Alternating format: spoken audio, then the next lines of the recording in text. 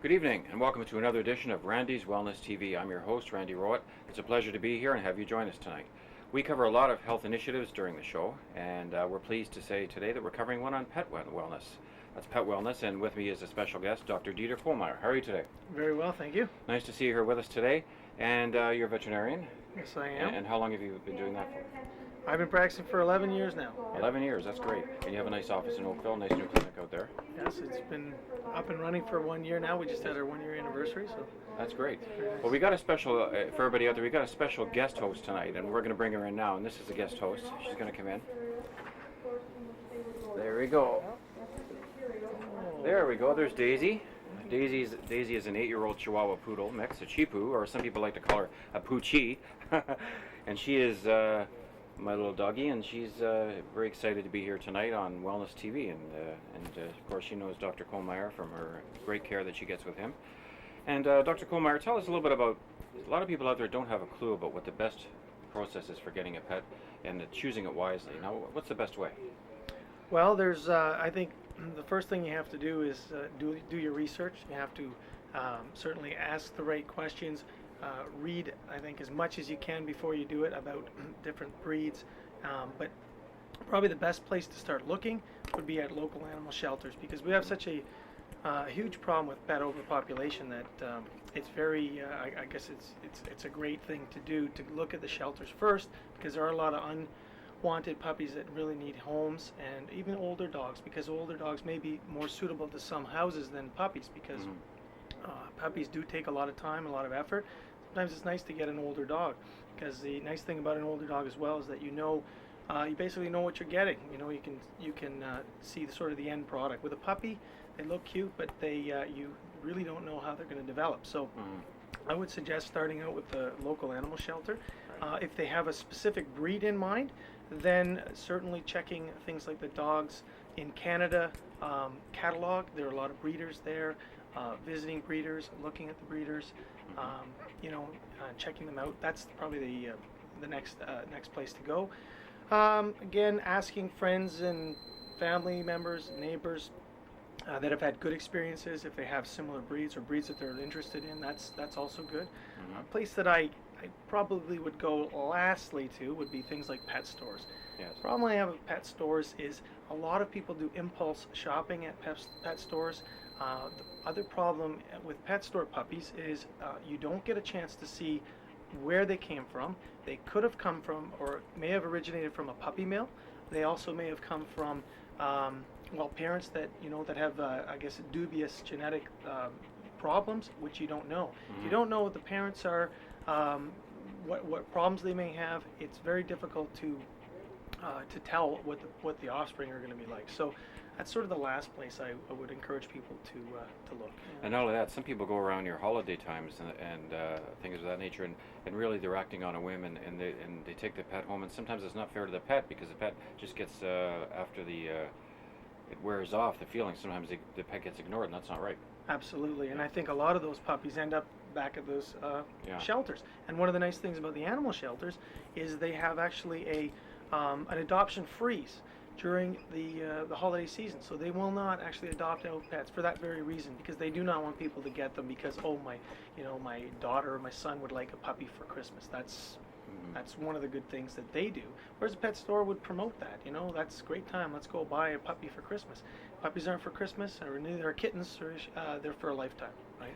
Yes. Well, we got little Daisy here. Yes. Daisy's quite a star. We got little Daisy at the Burlington, one of the animal shelters in Burlington. That's fantastic. And she wasn't there very long, maybe a half hour, and then we scooped her up, and because she's a perfect little dog for us, and she's really the joy to have around. Yeah. So some people get different breeds. Of course, you wouldn't have a big Labrador in an apartment or something like that. That's not fair to the dog either. Yes and no. Actually, some large breeds actually do very well. There are actually, I was always surprised to find this, but the Great Dane, for one, there's a lot of Great Dane rescue going on, because they use them as Great Dane. Greyhound. Greyhound Yes. rescue. Yes, yeah. Greyhound. The Greyhound rescue is a huge thing, because they use them for racing a lot in the States. Obviously not allowed in Canada, and so there's a lot of unwanted greyhounds. And what they've done, they do it remarkably well in sort of in smaller apartments or condominiums. They don't need a lot of exercise in the house, but when they do get out, obviously they can really run very quickly, but they do very well, they adapt well. But you're absolutely right. Generally speaking, if you're going to look at some a breed or some type of pet for a smaller environment, you're looking at a smaller dog like Daisy or a cat, or something smaller yet. I mean, there's a lot of other pets too. You can get hamsters, gerbils, you name it, right? Things that don't take as much space, right? But definitely there are some, especially active dogs. I mean, if you've got a Labrador, they're not going to do very well often in a smaller environment, unless, of course, that the owners are home frequently or they can get them the exercise that they need. Right. And then they may do very well in those settings. It's just that, again, you may want to consider a smaller breed in a lot of cases. Yes. Right. Now we cover a lot of natural health initiatives on this show, and we like to talk about natural products too, and beneficial health products for animals. Now there's a lot of talk out there about the diet for animals, especially the added nutrients of essential fatty acids, things like that. Yes. And how important is it for the dog to have that in their diet?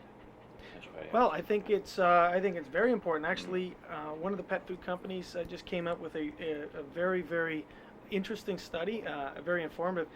They had researched this for, I believe, the last 10 years, and they've looked at 7,000 litters of puppies, and they've actually enhanced its omega-3 fatty acid in specifically that they've added extra levels to the diets.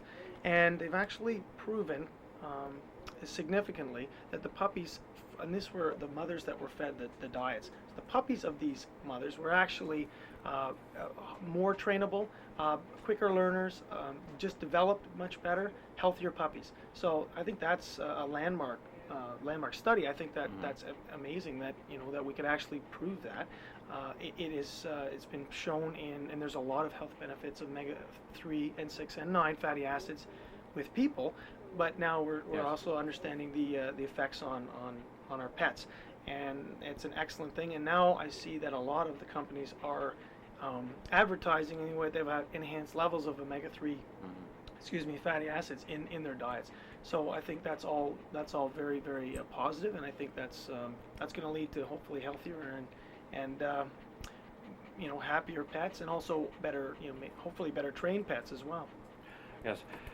I have a funny story to tell, and this is related to a cat I used to have. I used to have a cat named Topaz, and I lived in this apartment at one time. And I got home really late from work one day, and what happened was I thought, well, I'll cook myself some dinner. So here I made some nice chicken legs and some potatoes and vegetables, and I thought, well, I'm going to go wash up. So I put it on the table. I come out from the washroom just in time to see my cat running with a chicken leg across the living room floor. So you get funny stories like that. But really, how much food, I mean, I didn't feed the cat that, but how much food, human food, should we really give animals? That's an important question. Okay. My simple answer to that is probably not very much. I mean, as little as possible. There's nothing wrong with human food.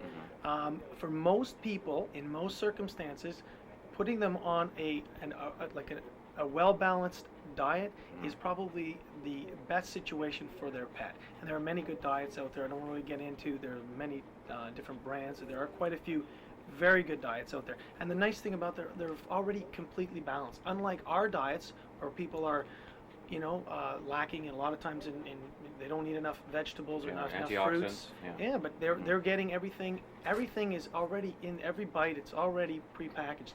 If a pet owner wanted to go that extra length and was really, really keen about cooking for their pet, there are some excellent homemade, or home cooked recipes. They certainly can cook for them. Yes. And there's nothing wrong with things like chicken, as long as you get away again the skin, the fat, those sorts of things. But you can certainly formulate some excellent diets. There's nothing wrong with human food. It's just that it's very hard to meet the nutrition or the nutrient requirements of your pet if you're going to home cook for them. So I usually recommend a pre-packaged pet food for the animal. Yes, there's some excellent science diets out there too. Yes. But before we get to we're going to have a little bit of a wellness inspection of Daisy here on the air. But before we get to that, I just want to talk about some of the important things like natural health care. More and more animals now are receiving treatment like chiropractic care, things of that nature. Can you describe that to us? I can. I certainly don't have any personal experience with it. I haven't done it, but I know of many dogs that I've actually referred for chiropractic care. Also acupuncture. That's another thing that is done sort of more frequently, and I find it certainly a very good adjunctive therapy. I'd say on its own, I wouldn't say it's 100% beneficial in all circumstances. I think it certainly helps alleviate sometimes a lot of the pain that animals are going through, especially with arthritis. Some cases it may be enough to keep the animal moving fine without having to give them non-steroidal anti-inflammatories, which can be potentially detrimental to their stomach, their kidneys. So if you can at least reduce the medication or sometimes maintain their mobility with acupuncture or chiropractic, I think that's an excellent adjunct. And because it's, again, you're not having to give them any medication. Most of them would take to it very well. And the results have been fairly positive for a lot of dogs. And with cats, I was reading in a magazine that cats really should not give too many things like vegetables. In fact, I was reading that cats really have a 50% of their diet requirement for meat. Something along that line. It is that high, definitely. Cats are obligate carnivores. They do need to eat basically pretty much a meat diet. Cats in the wild, when they eat something, they will eat, they're eating the entire animal, which does include obviously some grains and whatever the animal's eating, right? Grasses and that. So, but you're absolutely right. It is a very high protein diet. Upwards of 50%. It's somewhere around that range, definitely. And teeth. Diet's important for teeth. Absolutely. There, it is important. There are many foods now too that have special additives in there, and that certainly are more helpful for their teeth. There's one diet out there that actually doesn't have anything added to it, but it certainly has. It's the shape of the nature of the kibble that as they chew it, it does help to brush up against their teeth. So it does in effect help. It's like a therapeutic brushing, but diet alone isn't going to help prevent dental problems. The number one thing that's recommended for a pet's teeth as a preventative medicine measure, is brushing. Brushing is the number one single best thing you can do, and it often gets, I think, overlooked because it's more time consuming. Some pets don't like it, and people want to give them treats, and I think the way it's marketed, treats are very, people really, they're really appealing to people. Well, I'll give them a treat and it'll help their teeth. It may, but it's not the be all and end all. Brushing certainly is the most effective way of keeping a pet's teeth clean. I know in the past, a lot of people have given bones to their dogs. Bones can be very, very helpful. But they can splinter too and break. They can splinter and break and certainly cause some major problems if they eat them. The other thing is I have seen a number of dogs where they have split their teeth, and so I know a lot of dentists, veterinary dentists, that have totally, they've basically come out pretty strongly against using bones. So I always tell people, I guess they're the experts. I follow their recommendations. I think that while they can help, they can do a lot of damage as well. Okay. So why don't we give Daisy a little bit of a brief wellness inspection here. I understand you brought some tools of the trade, so perhaps you can show those. Okay. And Daisy here, just so everybody knows out there, she's panting a little bit. I think she's just a little bit anxious to. She doesn't understand all these lights, so she's okay. We gave her lots of water earlier and things like that. So Dr. Kohlmeyer here is going to give Daisy a little bit of a wellness inspection. Okay. As Daisy often gets, she's a very well cared doggie, and she misses her mother when her mother goes away. Like my wife, when she goes away, she pants like crazy and doesn't eat like she should. So I sometimes have to spoil and cook for her. So that's another thing. I know you're not supposed to, but anyway, here she is. Precisely. Okay. Hello there. Hi, Daisy. Don't be nervous, Daisy. Well, it's hard. She's got. Okay. There you go. There you go. Nice sweetie. Nice sweetie. So normally what we would start out with when we're doing a wellness exam, I usually start from the tip of the nose to the end of the tail. Hi, honey. So first things we would look at, before we get started with the examination, we'd usually ask many questions. I'd be asking you about, obviously, the diet, dental care, be asking you about any problems she may have had recently, vomiting, diarrhea, coughing, sneezing, that thing, any discharges. So Good girl.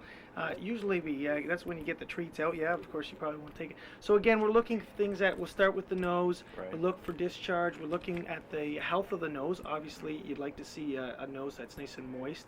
And have normal pigmentation, so we're looking at that. She does have a little bit, I notice a little bit of pink. That's probably normal for her. When we got her, 3 years ago. She had that, exactly, yes. exactly. That's all important. So we're looking, and obviously she's not doing any sneezing, right? That's not a problem. No. Looking again at her eyes, looking for discharge. I do have my ophthalmoscope. I can show you that, Sure. and we can look at her eyes. Okay. And then we'll proceed from there. Now, a common thing which happens to dogs, especially as they get older, of course, are cataracts. And I guess diet really, essential diet throughout the lifespan may help prevent cataracts to a degree, right? It may help. It may help. I think a lot of it is genetically predetermined. Okay. Diabetic, yeah, well, I guess there's a role of diet. Diabetes. Diabetes is actually also a very high risk factor for developing cataracts in dogs especially. So indirectly, diet is related because diabetes is also caused generally by obesity. So if you can prevent obesity in your pet, you may also prevent diabetes and thereby prevent, I guess, cataracts. But that's really circumventing the issue, okay? Yes. Well, yes. So we would look There in we her go. eyes. There's Yes. a good girl. Okay, Daisy. So we try a little light, not Yeah. that the lights aren't bright Now, enough. what's this device called again? This is an ophthalmoscope, right? Okay, right. Okay, and first, we can shine the light Okay. around her eye. We're just checking her eyelids Right. and her cornea, which is the outer layer of the eye, the eyeball. Yes, she's got very pretty eyes. So we're looking for different pigment changes. We're also looking for abnormal hairs that may be coming out of her eyelids. Abnormal discoloration of her sclera, which is the white part of the eye, Okay. and the conjunctiva, which is the pink underneath the eyelid. So we're looking for different changes in those, in color, appearance, and any discharges. And she's got very nice looking. Now the next thing I would do is probably a retinal exam. So Okay. you can use the ophthalmoscope, not just the light, because it has a magnifier, and we could basically shine the light at the back of her eye and look at her retina to determine again whether there's any problems there and make sure that everything's good and healthy. Okay. Girl, Daisy's a good patient. she's a patient. Now, cats and dogs have very unique eyes, as you may know. If you ever shine the light at night or your headlights Yes. on a dog, they have a. Big glow in the dark. That's right. They Yeah. have that green layer, and raccoons have it as well. Make them very good night that's their built-in night vision goggles. That layer is called the tapetum, and that's a reflective layer on the retina, which helps to concentrate light in dim light conditions on the retina. So that helps them see much better at night. They're very, very adept at vision in low light conditions. Obviously not in no light, but some light. Funny story, we had the light on in our house, and there was a raccoon on our back deck, and I could see, I had the light going, I could Very see good, the very eyes of the good. raccoon, and she's out there looking at the raccoon. She Exactly. didn't know what it was. Precisely. Yeah. Precisely. Yeah. There's that girl. Hey, Okay. there's that girl. And I like to. Well, you almost took it. Well, Almost. she's getting there. Maybe She- by the end of the program, She's the getting nerve. acquainted to the studio. That's Yeah, right. That's right. The limelight. She'll get used to it. So from there, we could proceed to the mouth, the oral cavity, and start Okay. looking for. Again, we look at the. It's great that she's panting. It's easier to look at her teeth. No, so we'll look at her nice shiny white teeth. Hi, honey. There's a good girl.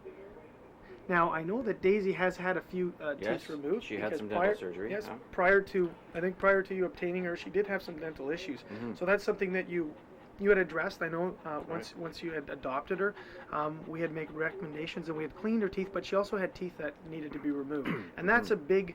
I think an important thing that people tend to overlook with pets. They assume, well, my pet's eating their food. They can't have bad teeth because they're still eating their food. And I think that's a common myth because they can have very, very. I've seen some terrible teeth. I'm sure you and I wouldn't be eating. We'd be moaning, complaining. Dogs generally are very, very much more stoic than we are. They just grin and bear it. They can have some very painful mouths, and often. Often they really are in discomfort. You don't see it. And what would be a sign and symptom of that discomfort for them? Sometimes it's something subtle, like a decrease in activity, a decrease in their the amount of time that they spend playing with or fetching toys or chewing on toys, chewing on objects, and that's very subtle. I mean, most people comment, well, they think they've gotten older. Yeah. you know, they're not doing the same things they did when they're younger. And a lot of times it's remarkable. I finally have to. Sometimes you have to really convince people that the dentistry is necessary, especially if they have teeth that have to come out. And once you've done it, it's amazing sometimes how people will come back and comment, I can't believe that they were actually in that much discomfort, because now they're playing with toys that they haven't played with in years. Well, go figure. They actually probably were in chronic pain and you didn't know about it, right? Daisy's a real trooper. She was only like Yes. really sick for one day after her teeth were out, and she was eating the next day. Yeah. She's got beautiful teeth. Now you're brushing her teeth, are you not? Yes, we are. Yeah. That's fantastic. Yeah. Look at that. He fights us a little bit. You're a good puppy. You are a good girl. Now there is a direct correlation, and I've been telling people some of these things during the wellness classes I teach, but there is a direct correlation between pets and health, companions, that type of thing. Absolutely, very strong correlation. I'm not an expert on this, but certainly because I'm a big fan of pet ownership. I think pets are wonderful. I mean, I think they're excellent, not only excellent companions, but they're excellent for our physical health. Right. Pets have been shown to reduce blood pressure. They've been excellent in recovery from a lot of terminal illnesses, but major chronic illnesses for a lot of people. They have done a study with people that have recovered from a major heart bypass surgery with pets and not having a pet. They're much better in those situations. There's a lot of things that have come out research-wise that have really been very positive as far as pet ownership. They're very good for. And it can boost a person's immune system with their mental That health. as well, exactly. A lot of mental health problems. That's true. We suffer from stress. That's a very common problem in our society. Should we finish up? Well, you know what? Sure. We'll just do a few more things. Yeah. I have my. Got about 2 minutes left, I think. Okay. 2-3 minutes. Yeah.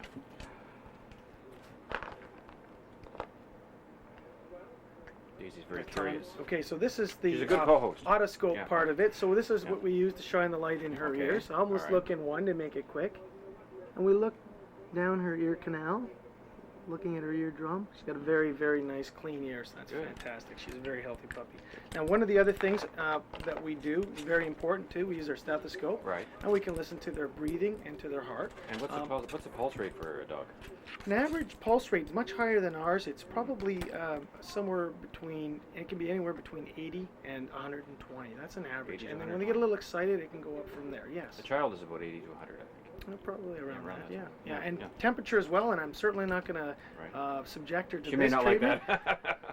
Not here on, no, No, I don't think that's a showstopper, all right. The thermometer is a very important tool, but their body temperature is much higher than ours too. They run generally between 38 degrees, 39 degrees Celsius, where humans, I think, are about 37.6, 37.8, and so they run a little higher. Their metabolism is quicker, right? They have a quicker metabolism. That's why their heart rate's up. Their temperature is slightly higher than ours. They do everything quicker, and unfortunately, that's probably why they don't live as long. But they're getting better. They're better health care. They're living longer. And definitely, with the advances, and people are really taking good care of their pets. They are living longer lives. Now, I know you wanted to maybe talk a bit. Did you want to talk about some other natural? Well, very quickly, because we're running out of time. I know we're running out of time. I was just. How do you detox? What's a good detox for let's say toxins in the body of the animal or the liver? How would you do that? Okay. Yeah. Well, one of the products actually that's been proven very effective is milk thistle. Right. And milk thistle has, I think it's called Silmarin. That's right. And it's been shown very effective in helping a lot of animals with liver and humans ailments. too. Yeah. Very good. One of the other things I just thought I mentioned that they're using the green lip mussel. They're using that now in the treatment of a lot of pets with osteoarthritis, and it's proven to be very effective at helping the cartilage rebuild. So it's an excellent adjunct in How does that treatment. work? Well, I don't know the specifics, honestly, but I do know that it does help the cartilage repair itself. So it's a part of the reparative process of the cartilage, and it's shown very effective. In fact, they came out in Australia and New Zealand, where it's common, and it's taken hold, and we're using it a lot in North America now. Well, that's great. Well, Dr. Kohlmeyer, I think Daisy's been a good guest host today. What do you think? I think she's been good, superb. Dr. Dieter Kohlmeyer, and tell us where your clinic is. It's a West Oak Animal Hospital in Oakville, Ontario. Yes. That's great. West Oak Animal Hospital. And I've been there. It's a beautiful new clinic. and certainly one to be proud of. Excellent health care there. So before we sign off, I just want, Daisy has a message for some people out there, and that message is specifically to the Siri family. The Siri family take good care of Daisy when we're away or when we're tied up, and specifically Carly and Nikki. So Daisy says thank you to them for taking care of her on some occasions too. And that's another episode of Randy's Wellness TV, and we'll see you next time. Take care.